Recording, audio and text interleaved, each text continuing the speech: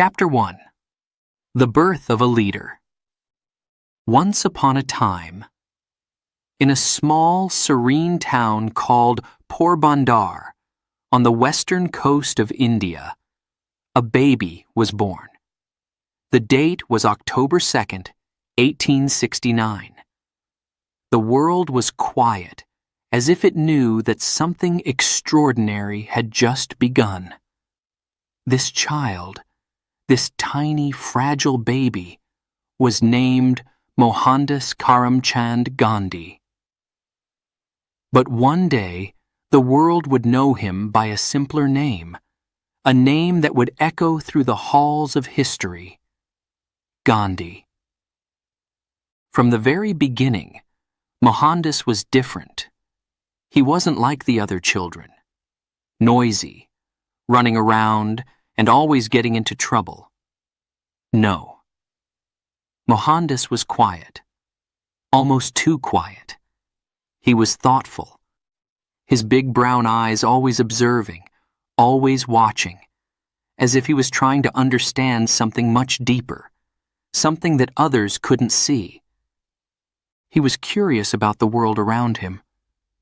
Even as a young boy, he would often sit for hours, just watching the birds, the waves crashing on the shore, the people in the market, going about their lives. He was fascinated by everything, by the colors, the sounds, the smells. But more than anything, he was fascinated by people. He would ask questions, endless questions, about why people did what they did, why some were kind and others were cruel, why some had so much and others had so little. But there was something else that captured young Mohandas's heart, something that would stay with him for the rest of his life. It was the stories his mother told him. She would sit with him, her voice gentle and warm, telling him tales of truth and courage, of great heroes who stood up for what was right, even when it was difficult, even when it meant standing alone. One story, in particular, touched Mohandas deeply. It was the story of King Harishchandra, a king who was known for his unwavering commitment to truth. King Harishchandra was tested in every way. He lost his kingdom, his wealth, his family, but he never wavered. He held on to the truth, no matter the cost. In the end, his truthfulness brought him back everything he had lost, and more. This story stirred something deep inside young Mohandas. He would lie awake at night, thinking about the king, wondering what it would be like to live such a life. Could he, a small boy from Porbandar, live by such high principles? Could he always speak the truth, even when it was hard, even when it might bring him trouble? As Mohandas grew older, these thoughts stayed with him. He wasn't just a boy anymore. He was becoming a young man. And with that came the responsibilities and expectations of his family. His father, Karamchand Gandhi, was a respected man in Porbandar. He was the Diwan, the chief minister of the town. It was a position of great honor, and it came with great expectations. Mohandas was expected to follow in his father's footsteps, to study hard, to become a lawyer, to take on the mantle of leadership one day. But Mohandas wasn't interested in power or politics. No, he was more interested in understanding the world, in finding the truth, in living a life that mattered. Still, he was a dutiful son. He knew his father's wishes, and he respected them. So, he studied. He worked hard. But always, in the back of his mind, was that question: what is my purpose? What am I meant to do? Life in Porbandar was simple, but it was not without its challenges. The town was a melting pot of different cultures and religions. Hindus, Muslims, Jains, and others lived side by side. There was peace, but there was also tension, a quiet undercurrent of mistrust and misunderstanding. Mohandas saw this, and it troubled him. He wondered, why can't people live together in harmony? Why do differences have to divide us? These thoughts, these questions, continued to swirl in his mind. They were like seeds, seeds that were slowly growing, waiting for the right moment to burst forth. And as he grew, so did his understanding of the world. He began to see the injustices around him, the inequality, the suffering of the poor, the cruelty of the powerful. But Mohandas was still young, and his journey was just beginning. Little did he know that the path he was about to take would be filled with challenges, with hardships, but also with great moments of triumph. He didn't know that he would one day lead a nation, not with weapons or force, but with something far more powerful: the power of truth and the power of non-violence.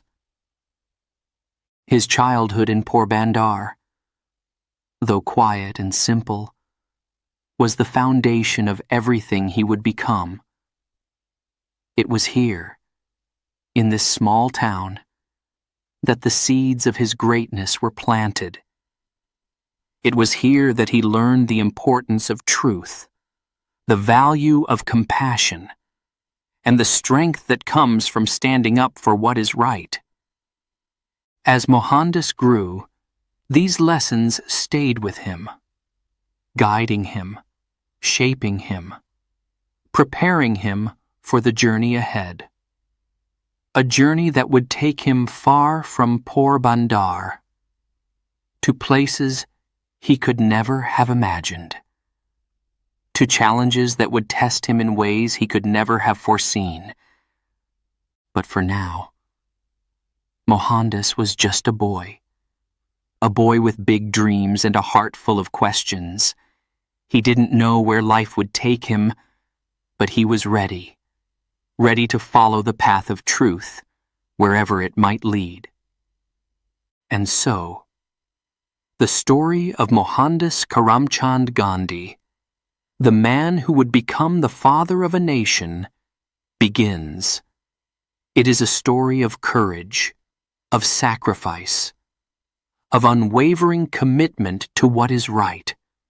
It is a story that will inspire generations and remind us all that one person, armed with truth and love, can indeed change the world. Chapter 2: A Journey to London. As Mohandas Karamchand Gandhi grew older, life presented him with a choice that would change the course of his life forever. His family, especially his mother and father, had great hopes for him.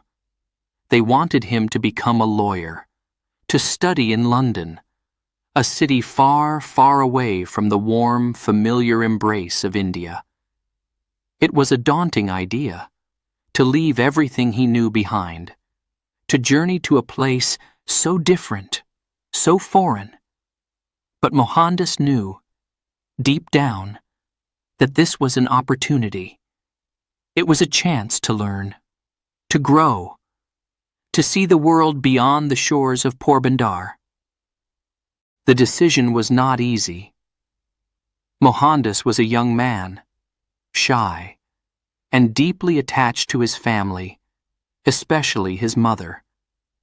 The thought of leaving her brought a knot to his stomach, but he also knew that to truly understand the world, to become the person he was meant to be, he had to take this leap. And so, with a heavy heart, but with determination in his eyes, Mohandas agreed.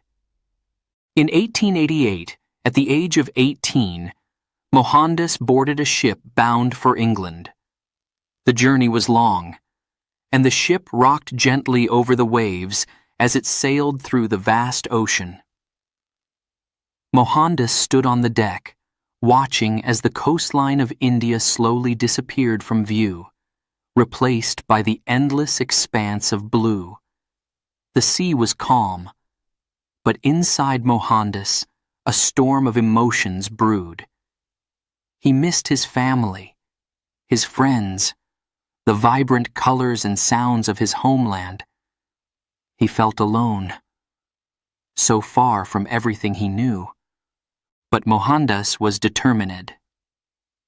He knew this was his chance to learn, to grow, to become something more.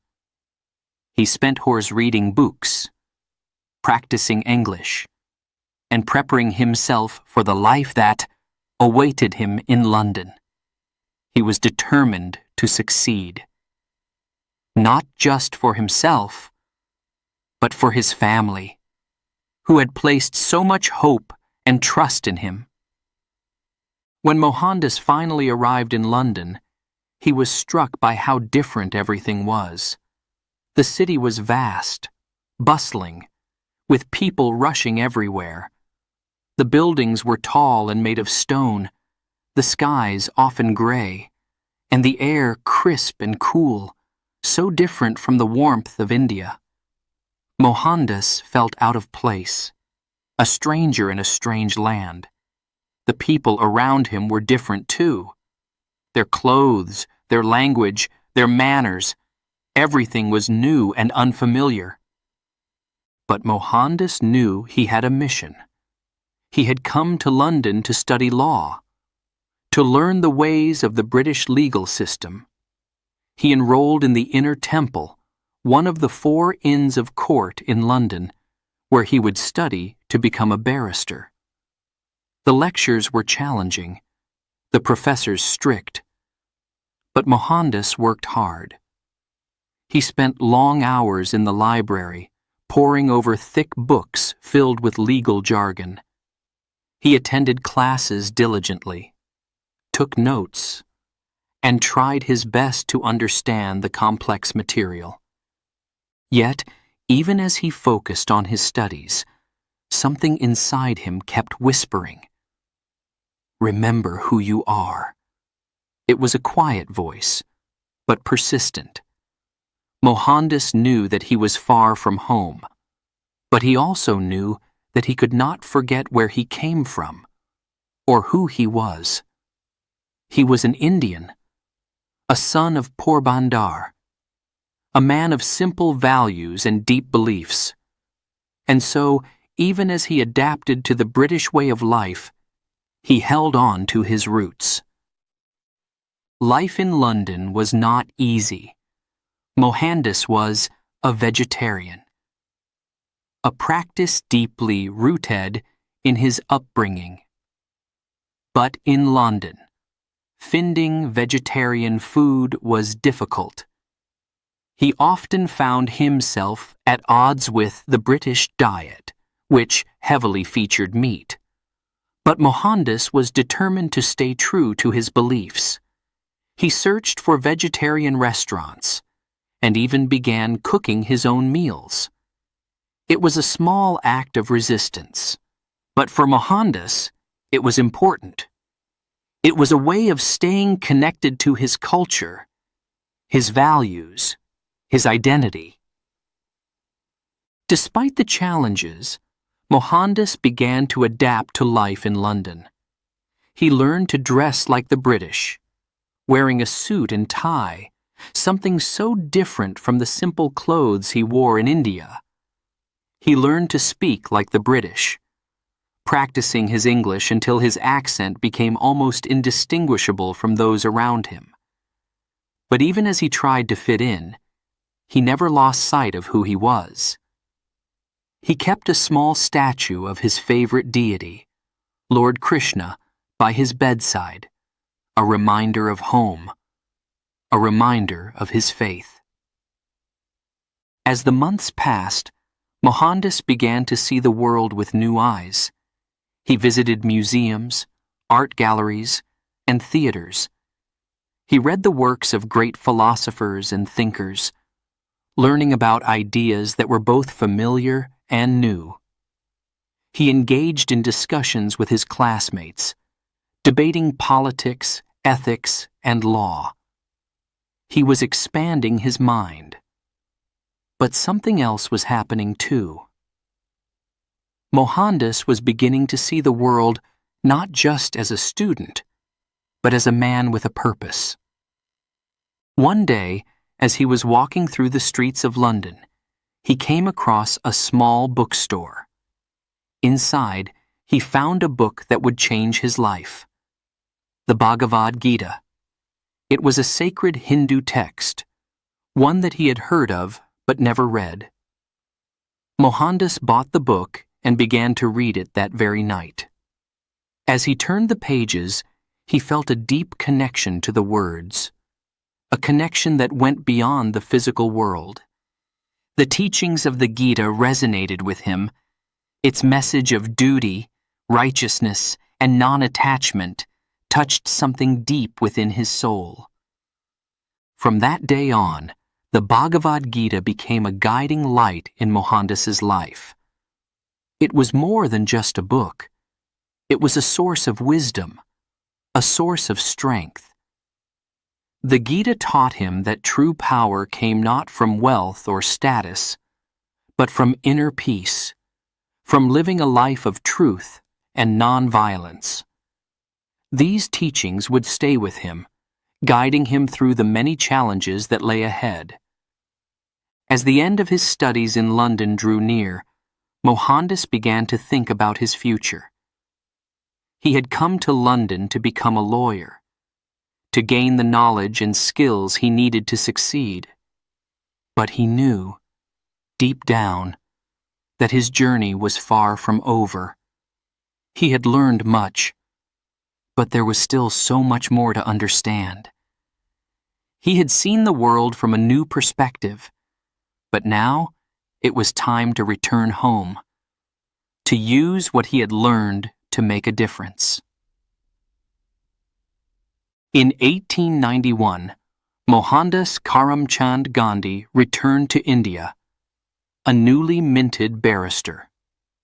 But he was not the same person who had left Porbandar 3 years earlier.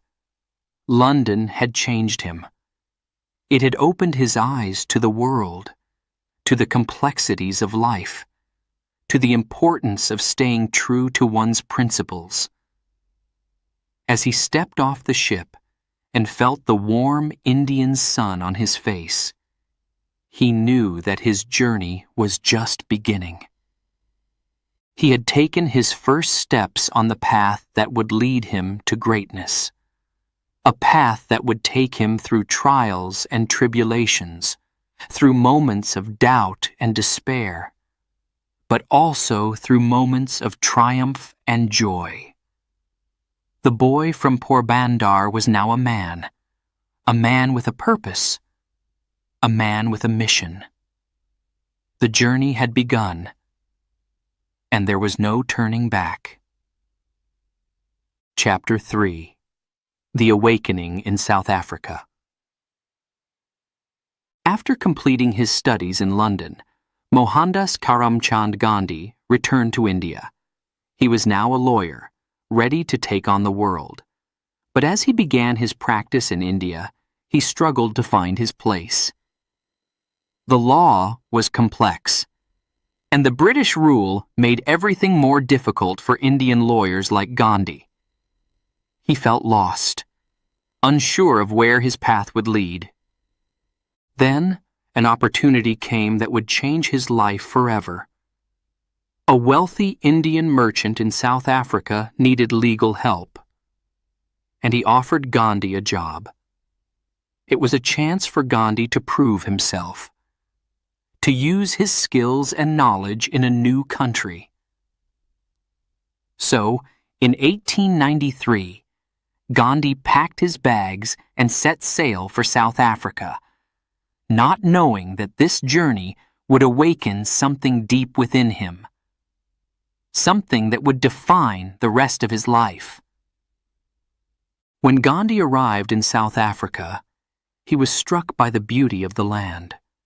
The rolling hills, the bright blue sky, the vibrant communities of Indians who had settled there. It all seemed so full of promise. But beneath the surface, there was a dark reality, one that Gandhi would soon encounter in the most painful way. One cold, dark night, Gandhi was traveling by train to Pretoria, the capital of South Africa. He had bought a first-class ticket. He was dressed in his finest clothes, and he felt proud, confident in his new role as a lawyer. But as the train rolled through the night, something happened that Gandhi would never forget. A white man, noticing Gandhi's dark skin, demanded that he leave the first-class compartment. "You don't belong here," the man shouted. Gandhi, confused and shocked, showed his ticket. "I have every right to be here," he replied. But the man would not listen. He called for the train conductor, who, without hesitation, ordered Gandhi to move to the third-class compartment, a place reserved for non-whites. Gandhi refused. He stood his ground, but the response was swift and brutal. The conductor and a few other men grabbed him and threw him off the train. His belongings scattered. His dignity crushed. Gandhi was left standing alone on the cold, dark platform, trembling with anger and deep, deep hurt. How could this happen? How could a man be treated this way, just because of the color of his skin? That night, as Gandhi sat alone on the platform, shivering in the cold, something inside him began to change. The hurt he felt was like a fire, burning deep within his soul. But instead of letting it consume him with anger or hate, Gandhi found something else, something stronger. He found a new strength, a new purpose. He realized that he could not let this injustice stand, not just for himself, but for all the Indians living in South Africa who faced discrimination and humiliation every day. But Gandhi also knew that fighting injustice with violence would only lead to more pain, more suffering. He had seen too much of that in the world already. He thought back to the lessons he had learned as a child, the stories his mother told him, the teachings of the Bhagavad Gita. And then it came to him, clear and powerful, the path he must follow. He would fight, not with fists or weapons, but with the truth. This was the beginning of his journey towards non-violence, or ahimsa. Gandhi knew that ahimsa was not just the absence of violence. It was much more than that. It was the force of love, of compassion, of understanding. It was the strength to face hatred without returning it. It was the courage to stand up for what was right without causing harm to others. This, Gandhi believed, was the only way to truly overcome injustice. With this newfound purpose, Gandhi began to organize the Indian community in South Africa. He spoke at meetings, wrote articles, and encouraged people to stand up for their rights. But he always reminded them that their fight must be peaceful. "We will not stoop to their level," he would say. "We will win, but we will do it with truth and with love." At first, people were skeptical. How could they possibly win without fighting back, without using force? But Gandhi was determined. He led by example, refusing to react with anger, even when faced with violence and abuse. Slowly, people began to see that there was power in his approach. They began to believe that maybe, just maybe, they could win this fight without shedding a single drop of blood. One of the first major challenges Gandhi faced was the South African government's decision to impose new laws that targeted the Indian community. These laws required all Indians to carry special passes. They were fingerprinted like criminals, and they were treated as second-class citizens. Gandhi knew that these laws were unjust, and he knew that they had to be challenged. He organized a mass protest, the first of many in what would become known as the Satyagraha movement. Satyagraha means the force of truth, and for Gandhi, it was the perfect name for his nonviolent resistance. The protesters marched peacefully. They refused to carry the passes. They filled the jails rather than submit to the unjust laws. The government was caught off guard. They didn't know how to respond to this new kind of protest, one that was powerful, yet peaceful. The protests continued for years, and Gandhi himself was arrested many times. But each time, he emerged stronger, more determined. The Indian community began to unite like never before, and even some of the white South Africans started to see the injustice of the laws. The world began to take notice of this small man with a big heart who was changing the course of history without ever raising a fist. After years of struggle, the South African government finally relented.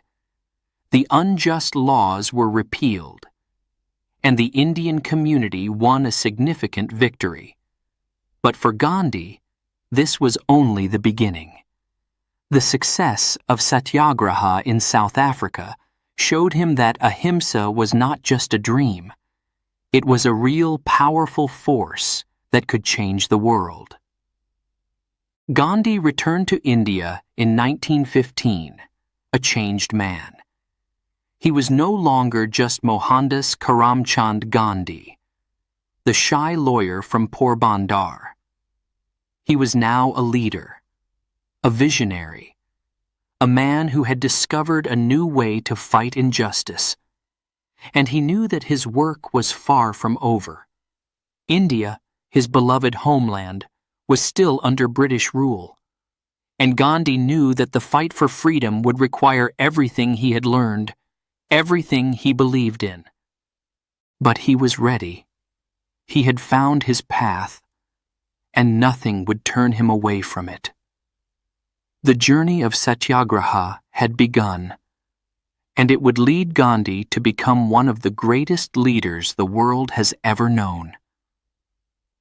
The boy who had once been thrown off a train had now become a beacon of hope, a symbol of peace, and a champion of truth. Chapter 4: The Power of Nonviolence. Gandhi had discovered something powerful in South Africa, something that would change not just his life, but the lives of millions. It was the idea of nonviolence. A way to fight injustice without anger, without hate, and without causing harm to anyone. But this idea was new. and not everyone understood it at first. How could anyone fight without weapons, without raising a hand in anger? It seemed impossible. Yet Gandhi believed it was the only way. When Gandhi began to organize the Indian community in South Africa, his message was clear. No more violence, no more hate, only peaceful protests. The community was inspired by his words, but also confused. How could they defend themselves without fighting back? How could they stand up to the powerful without using force? Gandhi explained that nonviolence, or ahimsa, was not about being weak. It was about being strong, stronger than any weapon, stronger than any army. Ahimsa meant facing injustice with courage, with the power of truth, and with love in your heart. It meant refusing to hate your enemy, even when they hurt you. It meant standing firm in your beliefs, without giving in to anger or fear. People were amazed. They had never heard anything like this before. How could anyone have the strength to fight without anger, without revenge? But as Gandhi began to lead by example, people saw that it was possible. They saw that one man, armed only with truth and love, could make a difference.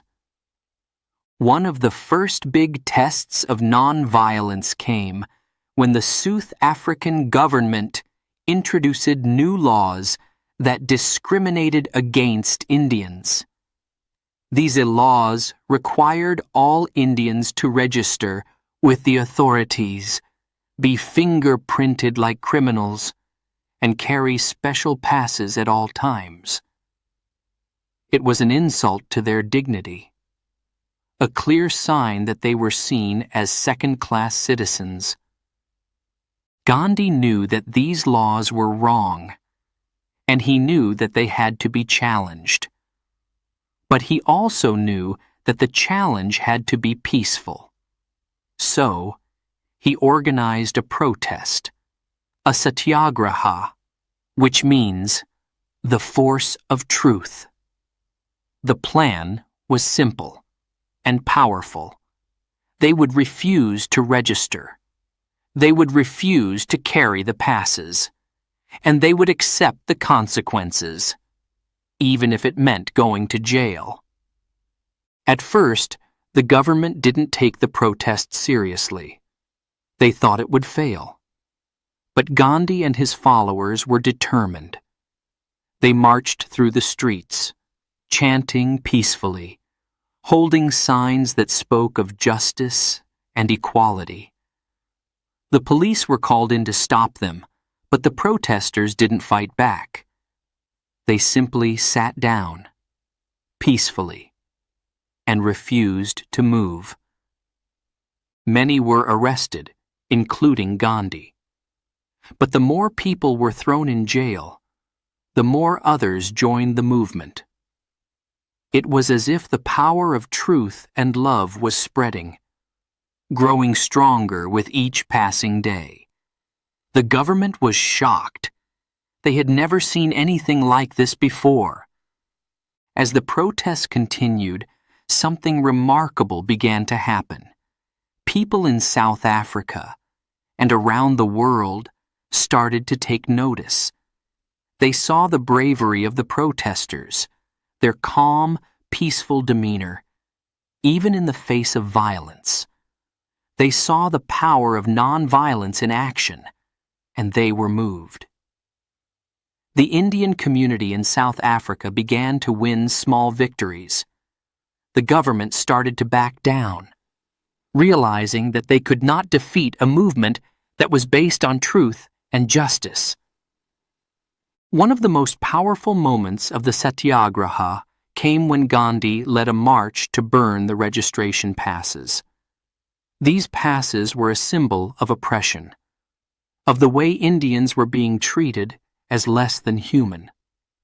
Gandhi and his followers gathered in a public square, and one by one they threw the passes into a large fire. The flames roared, and with them the hopes of a government that relied on fear to control the people. The burning of the passes was a powerful act of defiance, but it was done peacefully.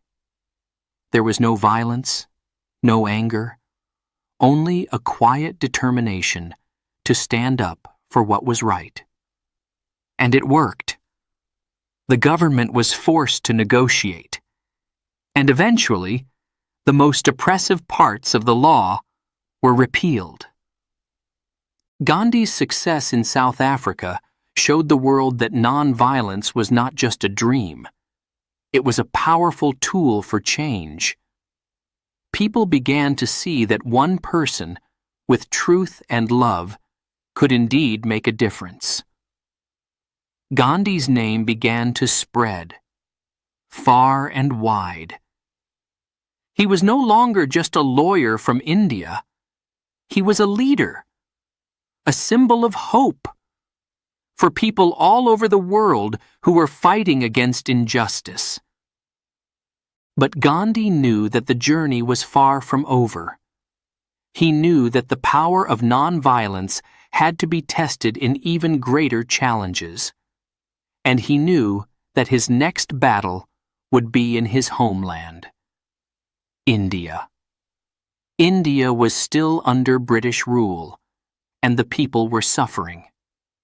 Gandhi knew that the fight for independence would be long and difficult, but he also knew that it had to be done with ahimsa, with non-violence. When Gandhi returned to India in 1915, he was greeted as a hero. People had heard of his work in South Africa. They had heard of the power of non-violence, and they were eager to learn from him. But Gandhi was not interested in being a hero. He was interested in change, real, lasting change. And he knew that change would not come from one person alone. It would come from the people, from millions of Indians who were ready to stand up for their rights. Gandhi began to travel across India, speaking to the people, listening to their stories, learning about their struggles. He spoke about non-violence, about the power of truth, about the need for unity. He encouraged people to stand up for their rights, but to do so peacefully. "We will not fight the British with violence," he said. "We will fight them with our hearts, with our souls, with our love for this land." At first, many people were skeptical. How could they possibly win against the mighty British Empire without using force? But Gandhi's words touched something deep inside them. They saw the wisdom in his teachings. They saw the power of non-violence. And they began to believe. Slowly but surely, the movement for Indian independence began to grow. It was not easy, and there were many challenges along the way. But Gandhi remained steadfast. He believed in the power of ahimsa, and he believed in the power of the people. Together, they would prove that love, not hate, was the strongest force in the world. As Gandhi's name spread across India, it also spread across the world. People began to see that nonviolence was not just a strategy. It was a way of life. It was a way of facing the world with courage, with truth, and with compassion. And through his work, Gandhi showed the world that one man, with the power of nonviolence, could indeed change the course of history. Chapter 5. Return to India. After spending years in South Africa, where he had fought tirelessly for the rights of the Indian community, Mohandas Karamchand Gandhi returned to India in 1915. The ship that brought him back sailed through the vast ocean, carrying not just a man, but a vision of freedom, justice, and equality. But as Gandhi set foot on the soil of his homeland, his heart was heavy. India, his beloved country, was in chains, suffering under the weight of British rule. The land that once flourished with vibrant culture and rich traditions was now a place of deep sorrow. The people were poor, hungry, and oppressed. Everywhere Gandhi looked, he saw the effects of British exploitation: farmers losing their lands, workers toiling for meager wages, and families struggling to survive. The British had taken control of everything: the economy, the government, even the very spirit of the people. Gandhi knew he had to do something. But what? How could one man fight against such a powerful empire? Gandhi didn't rush into action. He knew that before he could lead his people, he had to understand their struggles, their pain, their hopes. So he began a journey, one that would take him across the length and breadth of India. He traveled to villages and towns, from the bustling cities to the most remote corners of the country. He spoke to farmers, workers, and villagers, listening to their stories, hearing their cries for help. In each place, Gandhi saw the same story repeated. The British had imposed heavy taxes on the farmers, forcing them to grow cash crops like indigo and cotton instead of food. As a result, the farmers couldn't feed their families. They were trapped in a cycle of debt and poverty. The workers in the factories and mills were treated like machines, working long hours for little pay, with no rights and no hope. The common people, the backbone of the country, were being crushed under the weight of British rule. As Gandhi listened to these stories, his heart ached for his people, but he also felt something else, a growing sense of determination. He knew that India could not continue like this. The people needed to rise up, to fight for their rights, to demand their freedom. But Gandhi also knew that this fight could not be won with violence. He had seen too much violence in the world, and he knew that it only led to more suffering. India's fight for freedom had to be different. It had to be rooted in truth and in nonviolence. Slowly, an idea began to take shape in Gandhi's mind. He realized that India could be free, but only if its people stood together, united in their struggle. They had to fight not just against the British, but against the fear and division that kept them apart. Gandhi saw that the power of the British lay not just in their guns and soldiers, but in the way they divided the people, by religion, by caste, by region. The British had used these divisions to weaken India, to control its people. But Gandhi believed that if the people could overcome these divisions, if they could see themselves as one, they could achieve anything. Gandhi's vision for India was one where people of all religions, all castes, all regions stood together, as brothers and sisters. He believed in the power of the people, in their ability to bring about change through peaceful means. But he knew that this would not be easy. The people had been under British rule for so long that they had forgotten what it meant to be free. They had lost their sense of pride, their sense of self-worth. Gandhi's first task was to awaken this spirit, to remind the people of who they were. He started with simple acts of defiance, acts that showed the people they could resist the British without resorting to violence. He encouraged people to boycott British goods, to stop buying British clothes, and instead to spin their own cloth using the charkha, a traditional spinning wheel. This act, simple as it was, became a symbol of self-reliance, of independence. People began to see that they didn't need to depend on the British, that they could create their own future. Gandhi also spoke out against the injustices in Indian society, the discrimination based on caste and religion. He called for the end of untouchability, the cruel practice that condemned millions of people to a life of poverty and humiliation simply because of the caste they were born into. Gandhi believed that for India to be truly free, all its people had to be free. Free from oppression, free from discrimination, free from fear. As Gandhi traveled from village to village, more and more people began to follow him. They saw in him a leader who understood their pain, who shared their dreams. Gandhi didn't just talk about nonviolence. He lived it. He showed the people that nonviolence was not a sign of weakness, but of great strength. It took more courage to stand up to your oppressor without raising a hand than to fight back with violence. But Gandhi's ideas were not accepted by everyone.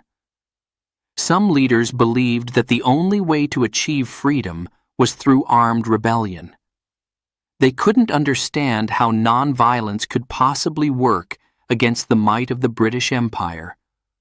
But Gandhi stood firm. He knew that violence would only bring more suffering, that it would tear the country apart rather than unite it. He believed that the people of India had the power to change their future, not through force, but through their collective will.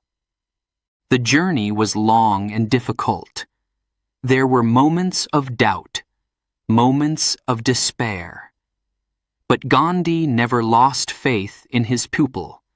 He knew that deep within them was a strength that could not be defeated, a strength that came from truth, from love, from the desire for justice. He knew that if they could tap into that strength, nothing could stop them. Slowly but surely, the tide began to turn. More and more people joined the movement for independence, adopting Gandhi's principles of nonviolence and truth. The British, who had once seemed invincible, began to feel the pressure. They realized that they could not control a people who were no longer afraid, a people who were united in their desire for freedom. Gandhi's return to India had sparked a revolution, not just against the British, but within the hearts of the people.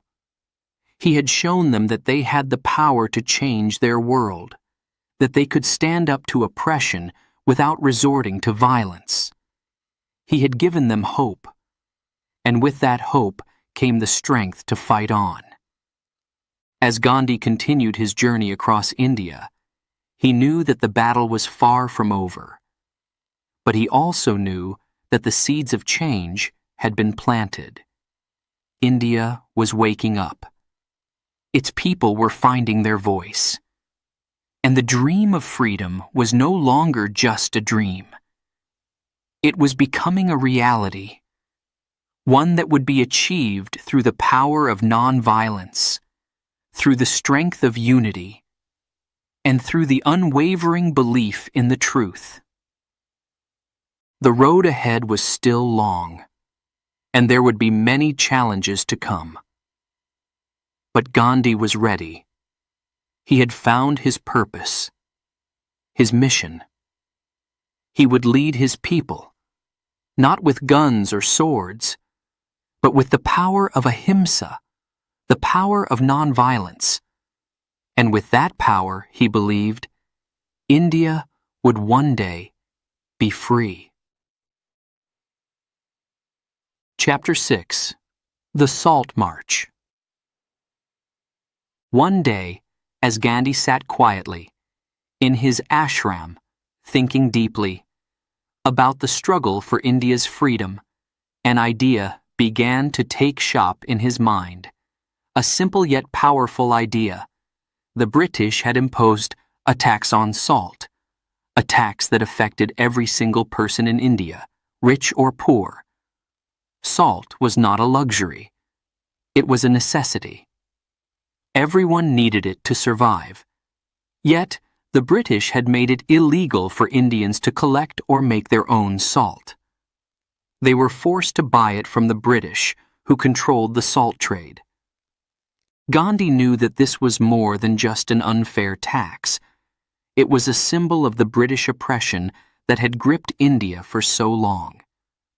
And he realized this could be the spark that would ignite the fire of resistance across the country. This simple substance, salt, could unite the people in a common cause.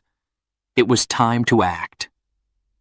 So, on March 12, 1930, Gandhi set out from his ashram on a journey that would become one of the most famous acts of civil disobedience in history. He decided to march, not just a few miles, but 240 miles, from his home in Sabarmati to the coastal village of Dandi, where he would make salt from the sea. This march, Gandhi knew, would be a direct challenge to British rule. It was a way to show the world that India would not be bowed, that its people would not be broken. As Gandhi began his march, he was not alone. A small group of devoted followers walked with him, their hearts filled with hope and determination. They walked through villages and towns, through heat and dust, step by step, mile by mile. But as they walked, something incredible happened. Word of the march spread like wildfire. People began to join them, first in small groups, then in large numbers. Men, women, young and old, from all walks of life. They came to walk with Gandhi. They came to stand with him in his fight for freedom. The march grew longer, and the days hotter, but the spirit of the people never wavered. They walked with their heads held high, knowing that they were part of something much bigger than themselves. They were not just marching to the sea. They were marching for their dignity, their rights, and their freedom. As they walked, Gandhi spoke to the crowds that gathered along the way. His words were simple, yet they stirred something deep within the hearts of the people. "We will not use violence," he said. "We will not raise a hand against our oppressors, but we will not bow down. We will take what is ours, with truth in our hearts and peace in our souls." The British government watched with growing concern. They knew that Gandhi was no ordinary man, and this was no ordinary protest. They saw the people rising, not with weapons, but with something much more powerful: unity and resolve. But the British did not know how to respond. They were used to dealing with violence, with force. But how could they fight against a movement that refused to use violence? On April 5th, after 24 days of marching, Gandhi and his followers reached the coastal village of Dandi. The air was thick with anticipation. The world was watching, holding its breath. Early the next morning, Gandhi walked down to the shore, his small, frail figure standing tall against the vast expanse of the sea.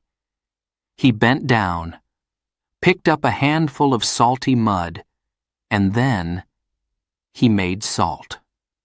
It was a simple act, yet it was an act that shook the foundations of British rule. With that handful of salt, Gandhi had defied the might of the British Empire. And it wasn't just him. Across India, people began to make their own salt, in defiance of the law. It was as if the entire nation had risen up, with salt in one hand and the truth in the other. The British were furious. They arrested thousands of people, including Gandhi himself. But it was too late. The Salt March had already become a symbol of India's fight for freedom, a symbol that the world could not ignore. News of the Salt March spread across the globe. People in other countries saw what was happening in India, and they were inspired. They saw a people standing up for their rights, not with violence, but with peace. They saw the power of non-violence in action, and they were moved. Leaders from around the world, from Martin Luther King Jr. in America to Nelson Mandela in South Africa, would later draw inspiration from Gandhi's example. The British government realized that the Salt March was not just about salt. It was about the people's will to be free. They could not crush this movement with force.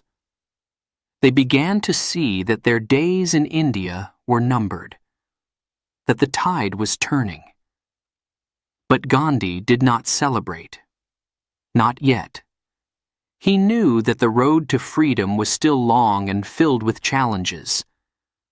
But he also knew that the Salt March had awakened something in the people, a sense of pride, a sense of power, and a belief that they could and would achieve their independence. Even as Gandhi sat in prison, his spirit remained unbroken. He knew that he had lit a flame that would not be easily extinguished. The British could jail him. They could arrest the protesters, but they could not stop the tide of change that was sweeping across India. The Salt March had shown the world that non-violence was not a weakness, but a strength. It was a force that could move mountains, that could bring an empire to its knees. As Gandhi looks back on the Salt March, he saw it for what it was. A turning point in India's struggle for freedom. It had unity people in a way that nothing else had. It had shown them that they could stand up to injustice without resorting to violence. And it had proven that even the smallest act, when done with courage and conviction, could change the course of history. The Salt March was more than just a protest. It was a message to the world. A message that freedom, justice, and dignity were not just the rights of a few, but the rights of all people, everywhere. And that these rights could be won, not with guns or bombs, but with truth, with love, and with non-violence. As Gandhi continued his fight for India's independence, he carried with him the lessons of the Salt March. He knew that the path to freedom would be difficult, that there would be more challenges, more sacrifices. But he also knew that the spirit of the people had been awakened, and that spirit, once awakened, could not be defeated. And so, the march toward freedom continued, step by step, day by day, until the dream of independence was finally realized.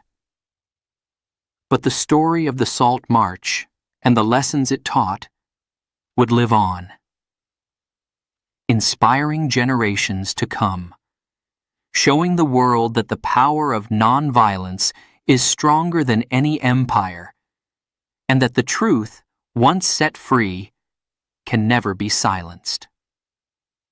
Remember, you're listening to Woo English. If you're enjoying these captivating stories, don't forget to share, like, and leave a comment. It really helps us bring you more great content. Now, let's dive into Chapter 7. The Quit India Movement. Chapter 7. The Quit India Movement. As the years passed and the struggle for India's independence grew stronger, Gandhi became more determined than ever. The British had ruled India for over a century, and their grip on the country was tight. But Gandhi believed that freedom was within reach. The people of India had fought long and hard. They had faced arrests, beatings, and even death. But their spirit was unbroken. They were ready for the final push, the last great struggle to win their freedom. It was 1942, and the world was in the midst of World War II. The British were fighting on many fronts, and India was being dragged into the conflict without any say in the matter. Gandhi saw this as the perfect moment to demand India's independence. He knew that the British were weakened, distracted by the war. It was time to make a bold move, to demand that the British leave India once and for all. On August 8, 1942, in the city of Bombay, now Mumbai, Gandhi gave a speech that would echo across the country and around the world. He launched the Quit India movement with a simple, powerful slogan, "Do or die." Gandhi's message was clear. India must be free, and the British must leave. Now. Gandhi's speech was electrifying. He called on the people of India to rise up, to demand their freedom, but to do so peacefully. He urged them to continue the path of nonviolence, no matter what. "We shall either free India," Gandhi declared, "or die in the attempt. We shall not live to see the perpetuation of our slavery." The response was immediate and overwhelming. Across India, people rallied to Gandhi's call. The Quit India movement spread like wildfire, reaching every corner of the country. Workers went on strike. Students left their schools. Shopkeepers closed their stores. Everywhere, the people of India were demanding one thing: freedom. But the British were not ready to give up their hold on India. They responded with force, swift and brutal. Within hours of Gandhi's speech, he and many other leaders of the Indian National Congress were arrested. The British hoped that by removing the leaders, they could crush the movement. But they were wrong, terribly wrong. The arrests only fueled the fire of resistance. The people of India were no longer afraid. They had endured too much, suffered too long. Now, they were ready to take their destiny into their own hands. Despite the absence of their leaders, they continued to protest, peacefully, but with great courage.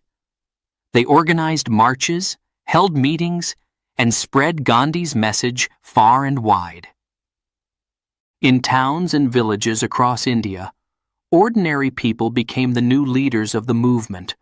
Farmers, workers, students, they all took up the cause.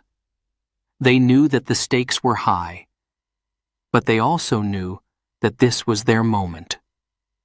The British could arrest Gandhi, but they could not arrest the spirit of freedom that had taken hold of the nation.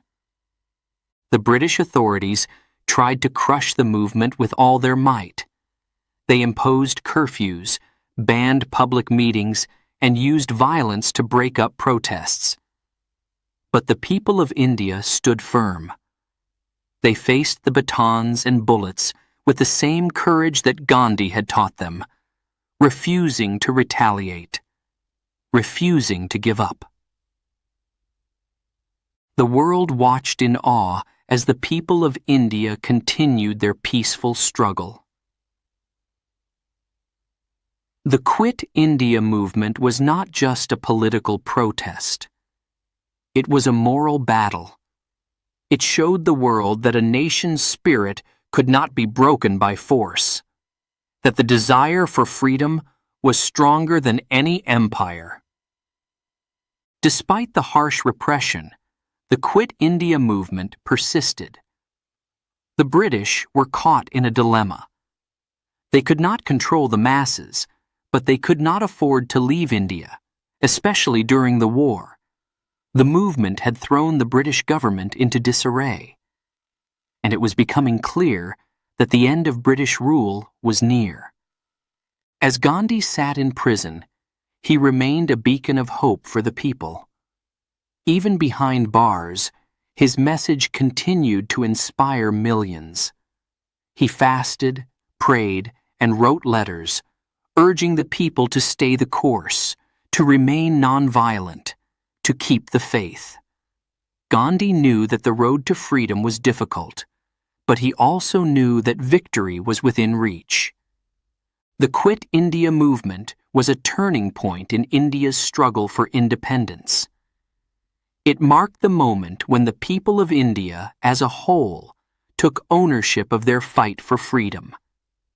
It was no longer just a struggle led by a few leaders. It was a mass movement, driven by the will of the people.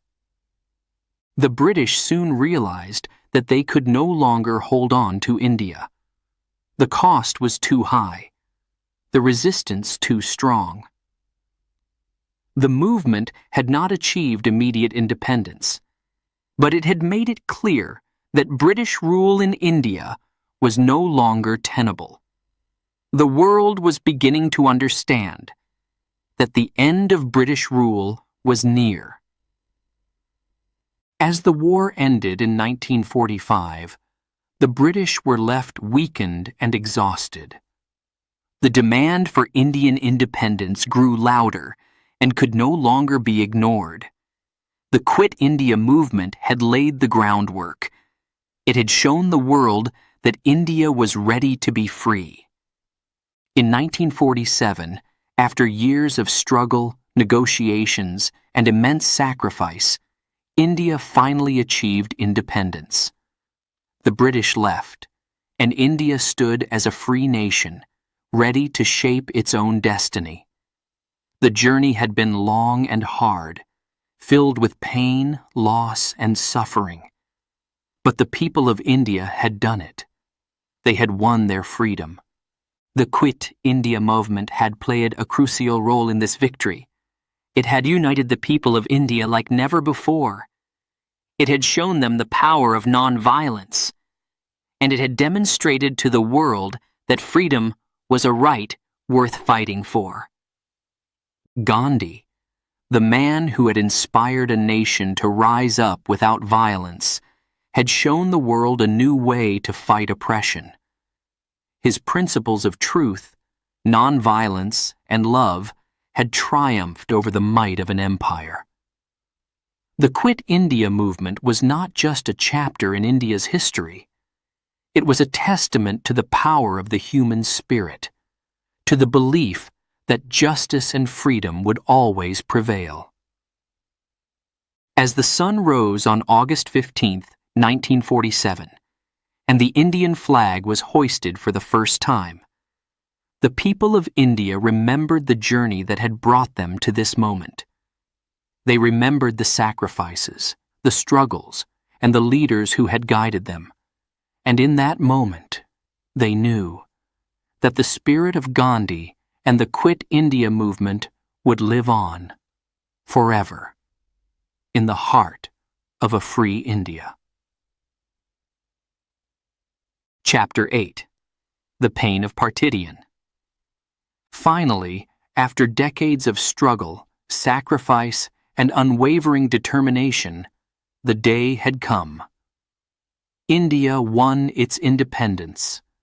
The year was 1947, and across the vast country, people celebrated with joy and pride. The air was filled with the sound of cheers, the skies lit up with fireworks, and the Indian flag waved high, symbolizing the triumph of a nation that had fought so long for its freedom. But amidst the celebrations, there was one man who did not join in the jubilation. Mohandas Karamchand Gandhi, Bapu, as he was lovingly called, was not at peace. For him, the victory was bittersweet, because India's independence had come with a terrible price. The country was to be divided, split into two nations, India and Pakistan. Partition. The very word brought a chill to Gandhi's heart. The decision to divide, the country along religious lines, India for Hindus and Pakistan for Muslims, was a painful one. Gandhi had always believed in unity, in the idea that Hindus, Muslims, Sikhs, Christians, and people of all faiths could live together as brothers and sisters. He had fought for an India where everyone was equal, where differences in religion were respected, not feared. But as independence drew near, the tensions between Hindus and Muslims grew worse. There were fears, mistrust, and anger. Some leaders believed that partition was the only way to prevent further bloodshed, that creating separate nations would bring peace. But Gandhi, he saw it differently. He knew that dividing the country would not bring peace. It would only bring more pain, more suffering, more violence. As the news of partition spread, the country was thrown into chaos. Communities that had lived together for centuries were torn apart. Neighbors turned against each other. Violence erupted, with deadly clashes between Hindus and Muslims. Homes were burned, families were separated, and countless lives were lost. The land that had fought so bravely for freedom was now drenched in blood. Gandhi was heartbroken. He could not understand how his beloved India, the land of ahimsa, non-violence, could descend into such brutality. He had dedicated his life to the principles of peace, love, and truth. And now, as his dream of a free India was finally realized, it was overshadowed by hatred and violence. But Gandhi did not give up. He knew that he had to act, that he could not stand by while his people, his children, were tearing each other apart. So, he set out on a journey to bring peace, to heal the wounds of his divided nation.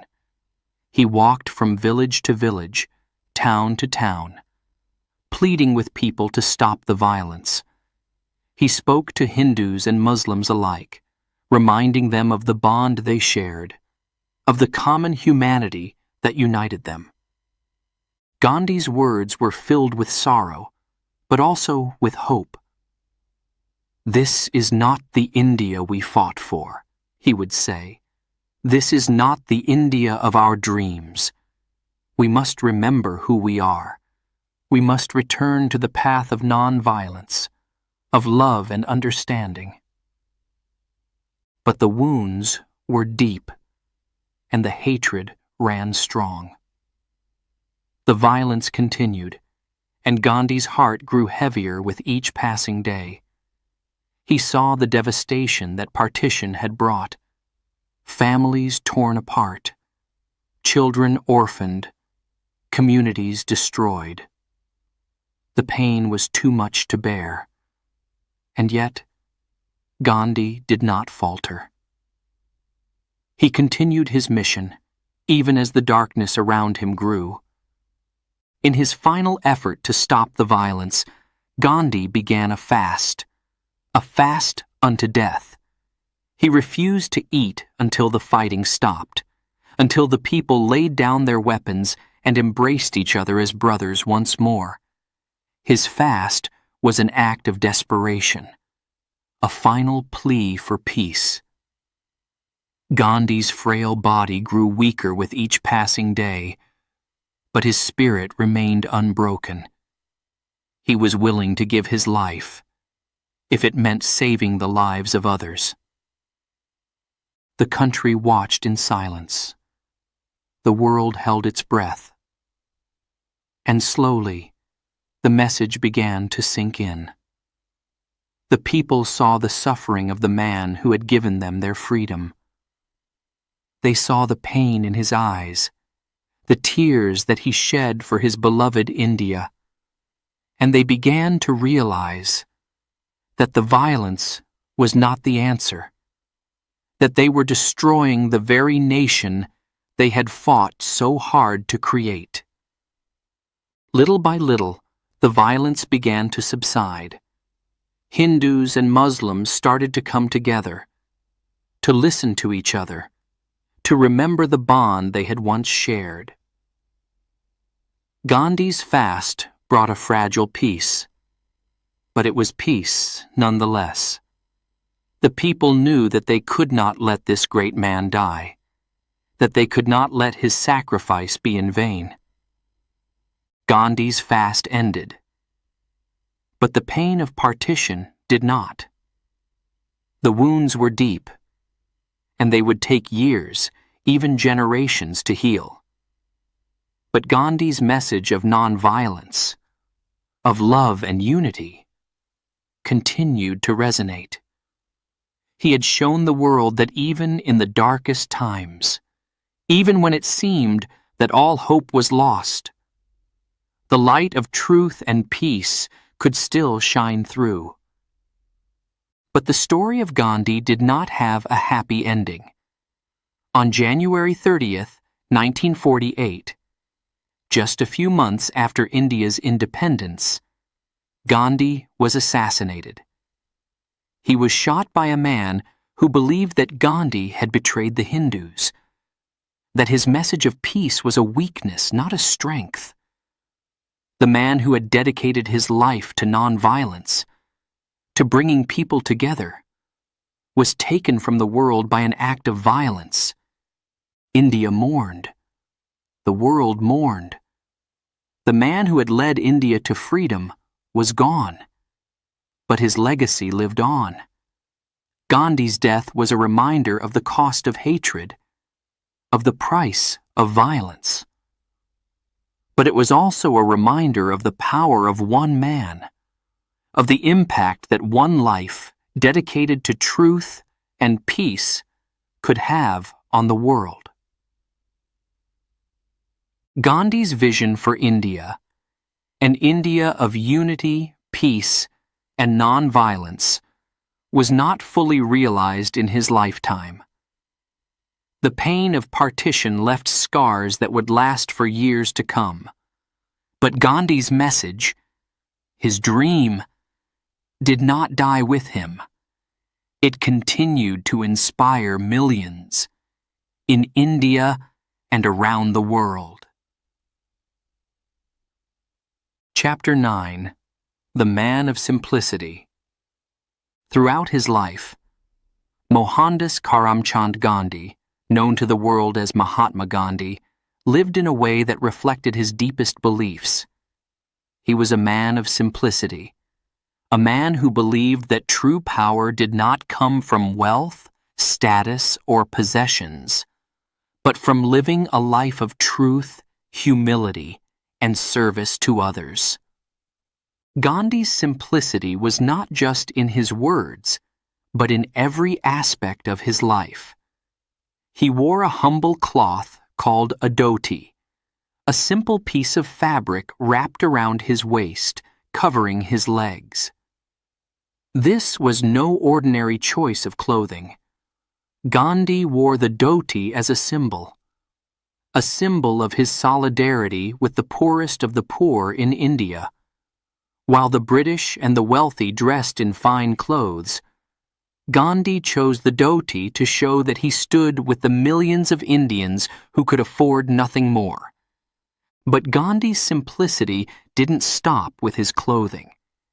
He believed in the value of hard work and self-reliance. He spun his own yarn using a charkha, or spinning wheel, which became one of the most powerful symbols of the Indian independence movement. By spinning his own cloth, Gandhi rejected the expensive, imported British textiles and encouraged others to do the same. He wanted India to become self-sufficient, to rely on its own people, its own resources, and not on the British. Gandhi's life was one of constant discipline and self-restraint. He believed that simplicity was not just about having less, but about focusing on what truly mattered. He lived in a small ashram, a simple, communal living space, where he shared his life with others who were committed to the same values. The ashram was a place of peace, reflection, and hard work. There, Gandhi and his followers lived according to strict principles of nonviolence, truth, and humility. Life in the ashram was not easy. The people there worked hard, farming the land, spinning yarn, and taking care of the community. There was no luxury, no comfort, just the bare necessities. But Gandhi believed that this simple life was where true greatness could be found. By stripping away the distractions of wealth and power, one could focus on the deeper truths of life, on what it meant to be truly human. Gandhi's diet was another reflection of his simplicity. He believed in eating only what was necessary, no more, no less. He was a strict vegetarian, a choice rooted in his deep respect for all living beings. He often fasted, not just as a form of protest, but as a way to purify his body and soul, to connect more deeply with the struggles of his people. Through fasting, Gandhi demonstrated his belief that true strength came from within, from mastering one's desires and living a life of discipline. But Gandhi's simplicity was not just about how he lived. It was also about how he treated others. He believed that every person, no matter how poor or powerless, deserved respect and dignity. He practiced what he preached, treating everyone he met with kindness and humility, whether they were a wealthy leader or a poor farmer. Gandhi's respect for others was rooted in his belief in the principle of ahimsa, or nonviolence. For Gandhi, nonviolence was not just the absence of physical violence. It was a way of life. It meant treating others with love, compassion, and understanding, even when they were your enemies. Gandhi's simplicity and humility inspired millions. People saw in him a leader who was different, a leader who did not seek power for himself, but who was devoted to the service of others. His life was a testament to the idea that true greatness does not come from what you have, but from who you are. Gandhi showed that by living simply, by focusing on truth, love, and service, anyone could make a difference in the world. One of the most remarkable things about Gandhi was his ability to connect with people from all walks of life. Whether he was speaking to a gathering of peasants in a remote village or negotiating with powerful British officials, Gandhi's message was the same. One of simplicity, truth, and nonviolence. People were drawn to him, not because of his wealth or power, but because of his authenticity, his genuine care for others. his commitment to living a life that reflected his deepest values. Gandhi's simplicity also extended to his approach to leadership. He did not see himself as a ruler or a commander, but as a servant of the people. He believed that true leadership was about serving others, about helping them to achieve their own potential. Gandhi often said that he was just an ordinary man, but it was his ordinariness that made him extraordinary. By living a simple, humble life, Gandhi showed that anyone, no matter how small or insignificant they might feel, could make a difference. Gandhi's commitment to simplicity also had a profound impact on the Indian independence movement. His rejection of materialism and his focus on self-reliance helped to build a sense of national pride and unity among the Indian people. The spinning wheel, the dhoti, the ashram, all became powerful symbols of India's struggle for freedom. They were reminders that the fight for independence was not just about political power, but about reclaiming India's soul, about creating a nation that reflected the values of truth, nonviolence, and simplicity. In a world that often values wealth, power, and status above all else, Gandhi's life stands as a powerful reminder that true power comes from within. It comes from living a life of integrity, from being true to oneself, from serving others with humility and love. Gandhi's simplicity was not a weakness, but a strength that inspired millions to follow him on the path to freedom. Even today, many years after his death, Gandhi's example continues to inspire people around the world. His life shows that greatness does not come from what you own or how much power you wield, but from how you live, from the values you hold, and from the way you treat others. Gandhi's message is clear.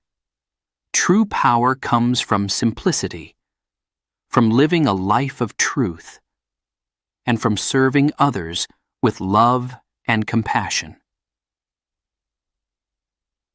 Chapter 10. The Last Fast. In the final years of his life, Mohandas Karamchand Gandhi continued his relentless pursuit of peace, even as his beloved country, India, was torn apart by violence. The nation had achieved independence, but the joy of freedom was overshadowed by the pain of partition. Hindus and Muslims, who had once lived side by side, were now divided by fear, hatred, and bloodshed. Gandhi, the man who had always preached love and nonviolence, could not bear to see the land he loved descend into chaos. Gandhi had spent his entire life fighting for justice, for unity, for the dignity of every human being. And now, in these final years, he faced his greatest challenge yet. The violence between Hindus and Muslims seemed unstoppable. Every day, new stories of brutality reached his ears, stories of neighbors turning against each other, of homes being burned, of lives being destroyed. Gandhi's heart ached for his people. He knew that this was not the India he had dreamed of. This was not the India he had given his life for. But Gandhi did not give up. He believed that even in the darkest times, there was hope, that the power of love and truth could still prevail. And so, he decided to take a stand, in the only way he knew how. He would fast, a fast unto death, if necessary, until the violence stopped. Gandhi believed that by fasting, he could awaken the conscience of the nation, that he could remind the people of the principles of nonviolence and love that had guided them to freedom. On January 13, 1948, Gandhi began what would be his last fast. His frail body, already weakened by years of hard living and previous fasts, grew weaker with each passing day. He refused to eat, taking only sips of water, as he prayed for peace. His followers, and indeed the entire nation, watched in fear and concern. They knew that Gandhi was old, that his body could not withstand much more. But they also knew that Gandhi was a man of his word, that he would not break his fast until the violence ended. As the days passed, Gandhi's condition worsened. He became thinner, weaker, but his spirit remained strong.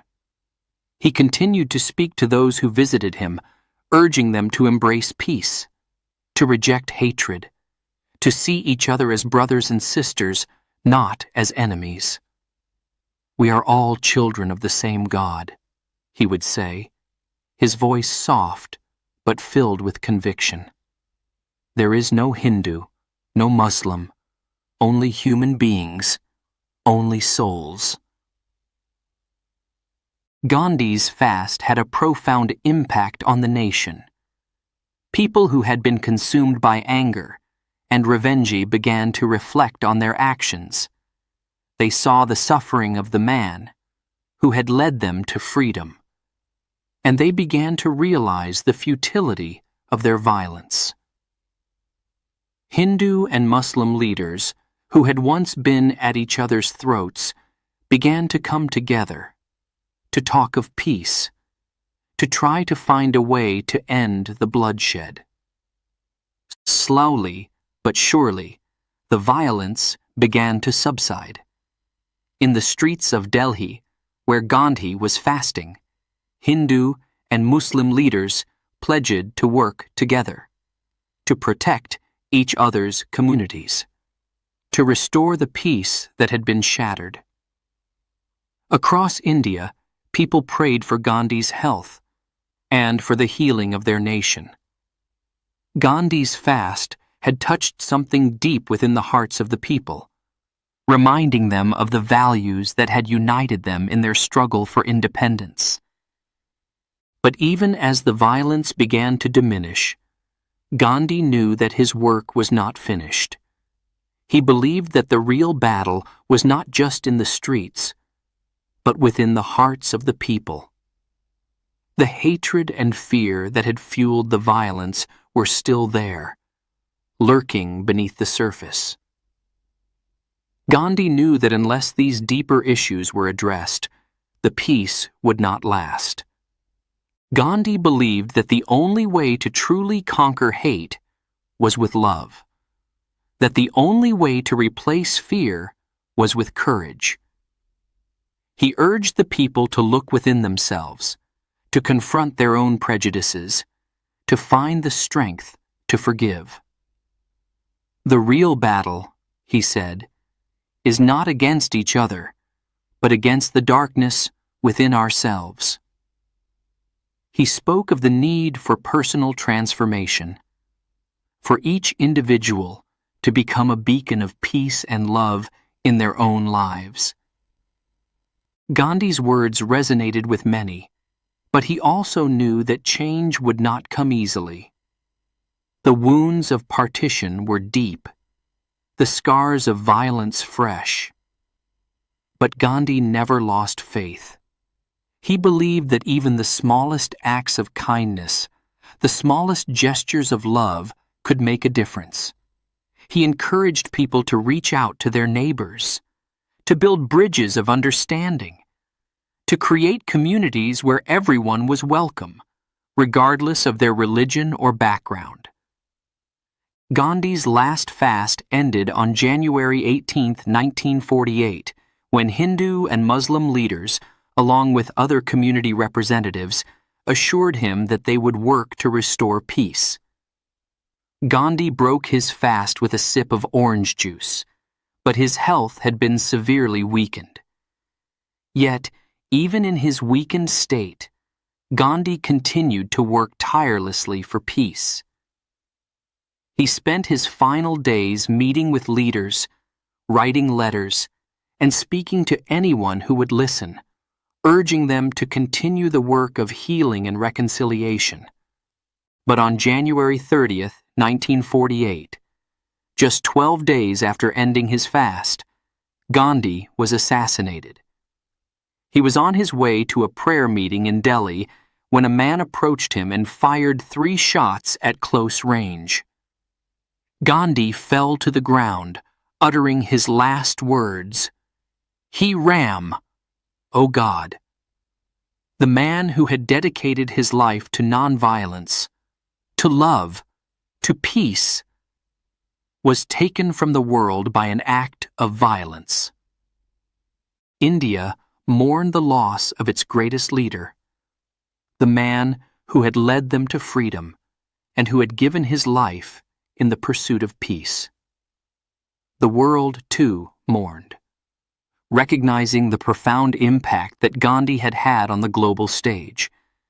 But even in his death, Gandhi's message lived on. His life had shown the world that true power comes not from violence, but from love, that the greatest victories are won not on the battlefield, but in the hearts of men and women. Gandhi's last fast was a final testament to his unwavering belief in non-violence, in the power of love to heal even the deepest wounds. He had shown that even in the face of overwhelming darkness, it was possible to stand firm in the light of truth and peace. Gandhi's legacy is one of courage, compassion, and an unshakable commitment to the principles of nonviolence.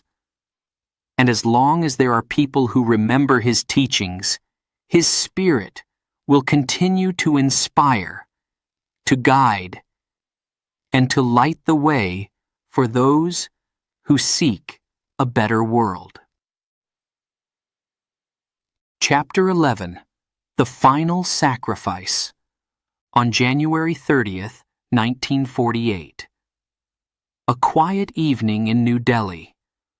Mohandas Karamchand Gandhi, the father of the Indian nation, was preparing for his daily prayer meeting. The sun was setting, casting a warm glow over the garden where Gandhi often walked in reflection. He moved slowly, supported by 2 of his grandnieces. His frail body, weakened by years of fasting and struggle, was clothed in his usual simple dhoti. His face was serene, his thoughts focused on peace, on healing the wounds of a divided nation. As Gandhi approached the prayer ground, a small crowd gathered to see him, to hear his words of wisdom. Among them was a man, filled with anger, who believed that Gandhi's message of peace and reconciliation was a threat to his own beliefs. This man had decided that Gandhi's time had come to an end, that his voice must be silenced. Gandhi, unaware of the danger, raised his hands in a gesture of blessing, as he did every day, as a sign of peace. But in the next moment, 3 shots rang out. The world seemed to stop. Time stood still. Gandhi, the man who had dedicated his life to nonviolence, who had fought for justice with truth and love, had been shot. As Gandhi collapsed to the ground, his last words were whispered softly. "He Ram, O God." The man who had lived every moment in the service of others, who had stood up to the might of an empire with nothing but the strength of his spirit, was gone. The news spread like wildfire, across India, across the world. The father of the nation, the Mahatma, had been taken from the world by an act of violence. People were in shock, in disbelief.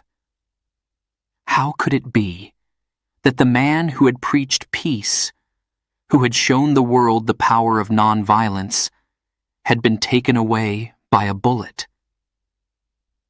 The sorrow was overwhelming, the grief profound. But even in the midst of this sorrow, something remarkable happened. As the world mourned the loss of Gandhi, people began to reflect on his life, on the lessons he had taught, on the legacy he had left behind. They remembered the small man with the big heart, who had worn a simple dhoti, who had spun his own yarn, who had walked among the poorest of the poor, speaking of love, truth, and nonviolence. They remembered how Gandhi had led India to independence, not with weapons or armies, but with the power of ahimsa, the power of nonviolence. They remembered how he had faced injustice with courage, how he had fought against oppression with nothing but his unwavering belief in the truth. Gandhi had shown the world that one person, armed only with truth, could indeed change the course of history. In the days and weeks following Gandhi's assassination, people from all walks of life, Hindus, Muslims, Christians, Sikhs, and people of all faiths, came together to honor his memory. They gathered in cities and villages, in homes and in public squares, to pay their respects to the man who had given his life for the cause of peace. There were no boundaries in this grief, no divisions of religion or caste. Gandhi's death had united the nation in a way that even his life could not. In India, the air was filled with a sense of loss, but also with a renewed commitment to the principles Gandhi had lived by. His followers, those who had marched with him, who had fasted with him, who had stood by him in the darkest times, vowed to continue his work. They knew that Gandhi's message of nonviolence was more important than ever, that the path he had shown was the only way to achieve true peace and justice. But Gandhi's legacy did not stop at India's borders.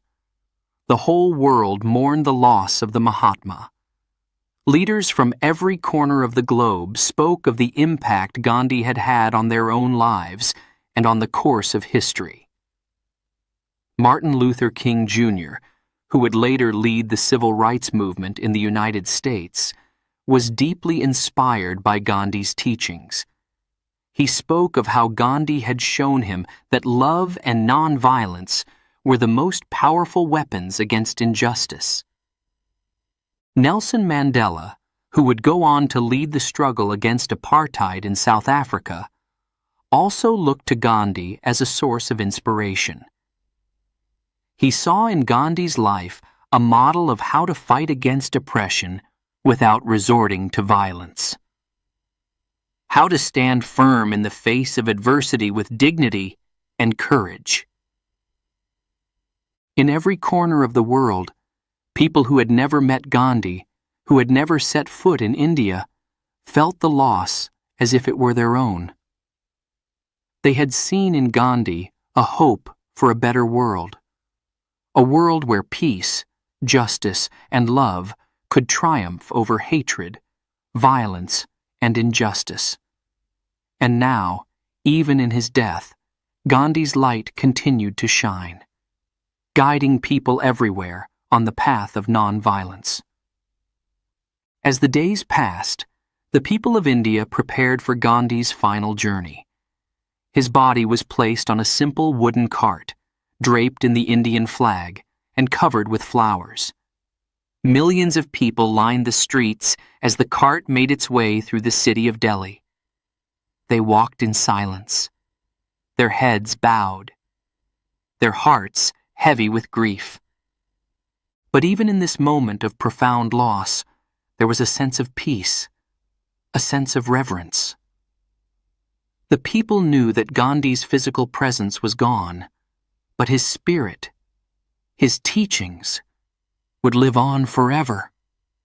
They knew that Gandhi's sacrifice, his final act of giving his life for peace, had not been in vain. As Gandhi's body was laid to rest, the world paused to remember, to reflect, and to recommit to the ideals that he had lived and died for. Gandhi's life had been a beacon of hope, a testament to the power of truth, love, and nonviolence.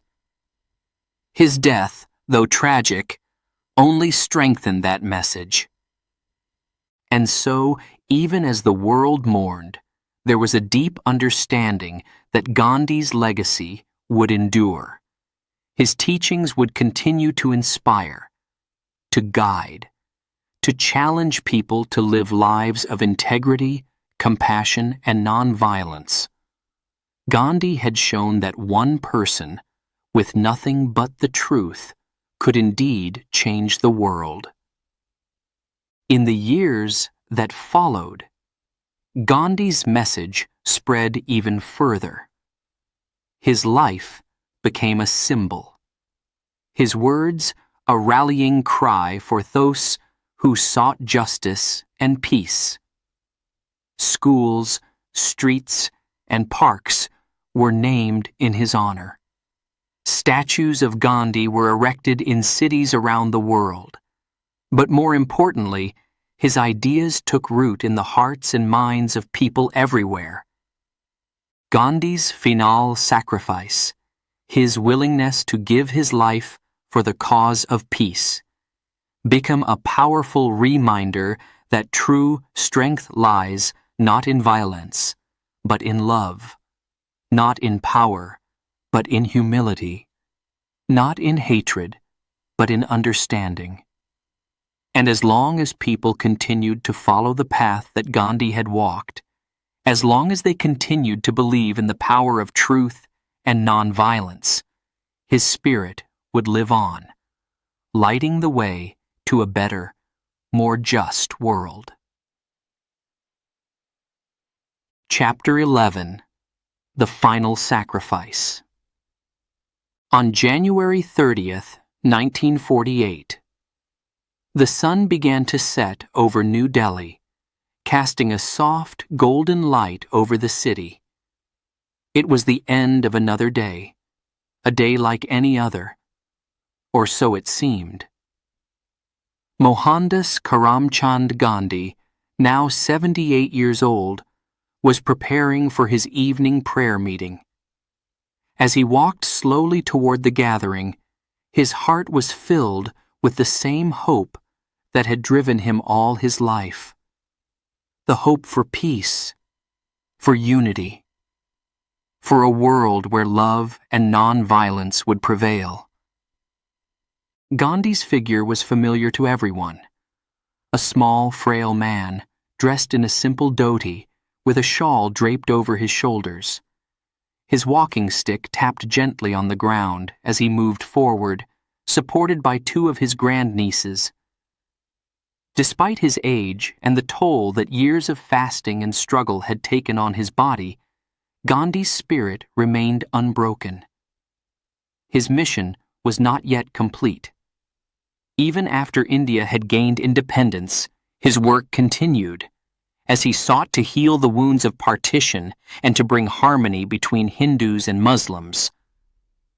As he approached the prayer ground, a small crowd gathered to see him, to hear his words of wisdom, to be in the presence of the Mahatma.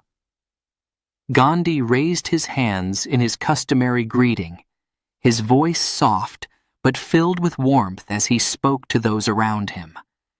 It was a moment of calm, a moment of peace.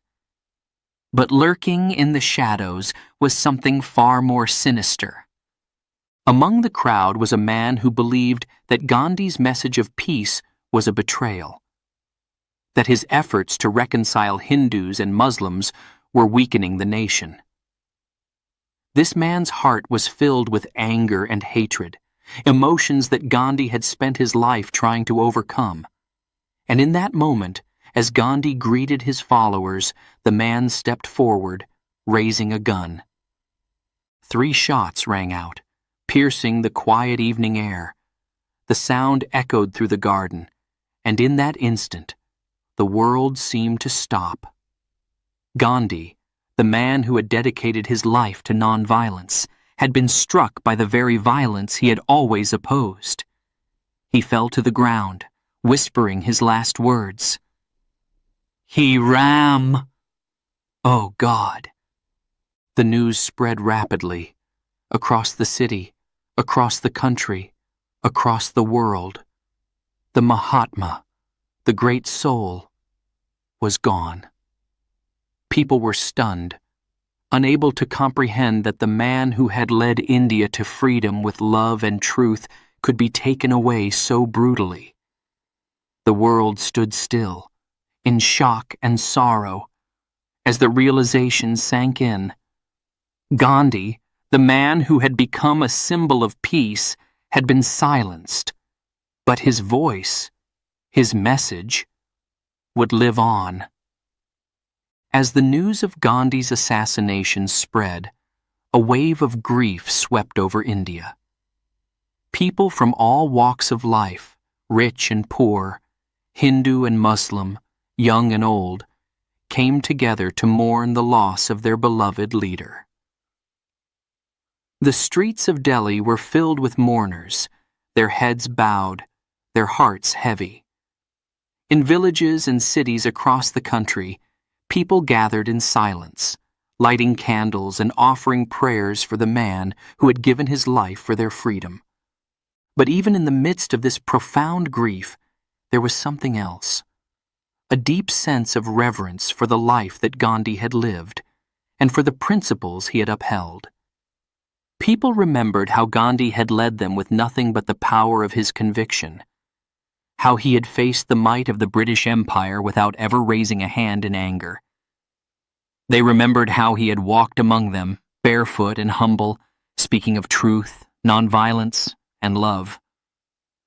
Gandhi's legacy was not just in the freedom that India had won, but in the way that freedom had been achieved.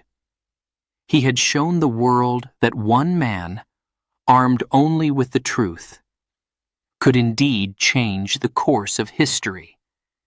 He had proven that nonviolence was not just a dream, but a powerful force for justice. And even in death, Gandhi's message continued to resonate, inspiring millions to follow the path of peace. The day after Gandhi's assassination, his body was placed on a simple wooden bier, draped in the Indian flag and covered with flowers. His final journey through the streets of Delhi was a somber, dignified procession. Millions of people lined the roads, standing in silence, as the man they had called Bapu, Father, was carried to his final resting place. There were no divisions on this day, no Hindus or Muslims, no rich or poor, only a united nation, mourning the loss of the man who had brought them together. As Gandhi's body was laid to rest, the world paused to remember, to reflect on the lessons he had taught, to honor the life he had lived. Leaders from around the globe sent messages of condolence, recognizing the profound impact that Gandhi had had on the world. They spoke of how his teachings had influenced their own struggles for justice, of how his example had shown them that love and truth could triumph over hatred and violence. But perhaps the most powerful tribute came from the ordinary people of India. Those who had walked with Gandhi, who had listened to his words, who had been inspired by his example. They knew that Gandhi's death was not the end, that his spirit would live on in their hearts, in their actions, in the way they chose to live their lives. In the days and weeks that followed, there was a renewed commitment to the principles that Gandhi had stood for. People vowed to continue his work, to strive for the peace and unity that he had dedicated his life to. They knew that the road ahead would be difficult, that the wounds of partition would take time to heal. But they also knew that Gandhi's teachings had given them the tools they needed to build a better future. Around the world, Gandhi's legacy continued to grow. His life became a beacon of hope for those who were struggling against oppression and injustice. His words were quoted by leaders, activists, and ordinary people alike, reminding them that true power comes not from violence, but from love. That lasting change can only be achieved through truth and nonviolence. Statues of Gandhi were erected in cities across the globe. His image became a symbol of peace and justice. His teachings were studied in schools and universities. But more than anything, his life became a source of inspiration, a reminder that one person, no matter how small or humble, could make a difference. In the years that followed, the world would face many challenges, but the example of Gandhi would continue to shine as a guiding light. His final sacrifice, his willingness to give his life for the cause of peace, would be remembered as a testament to the power of the human spirit. And as long as people continued to believe in the principles of nonviolence, truth, and love, Gandhi's legacy would endure, lighting the way to a more just and peaceful world. The world had lost a great soul, but Gandhi's message lived on, stronger than ever. It was a message that transcended borders, cultures, and religions, a message that spoke to the very heart of what it means to be human. And in the end, it was this message that would stand the test of time, reminding us all that even in the face of darkness, there is always light, and that the path to true greatness is paved not with power, but with love. Chapter 12. The Eternal Light. Today, Mohandas Karamchand Gandhi is remembered as the father of the nation in India. His life, his principles, and his unwavering commitment to nonviolence have left an indelible mark on the world. Though he left this earth many years ago, his teachings continue to inspire millions across the globe. Gandhi's legacy lives on, not just in history books, but in the hearts of those who seek justice, peace, and truth. Everywhere in India, reminders of Gandhi can be seen. Schools, streets, and parks are named in his honor. Statues stand tall, depicting the humble man with a walking stick and simple clothing, a symbol of strength born from simplicity. But these physical reminders are only a part of his legacy. The true tribute to Gandhi lies in our actions, in the choices we make every day.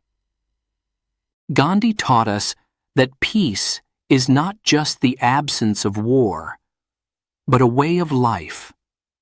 It's the choice to resolve conflicts with dialogue, not with fists or weapons. It's the decision to treat others with respect, even when they disagree with us. Whenever we choose peace over violence, we honor Gandhi's memory. We keep his light shining in a world that often struggles with darkness. Truth was at the very core of Gandhi's philosophy. He believed that truth was the most powerful force in the world, stronger than any army, more enduring than any empire.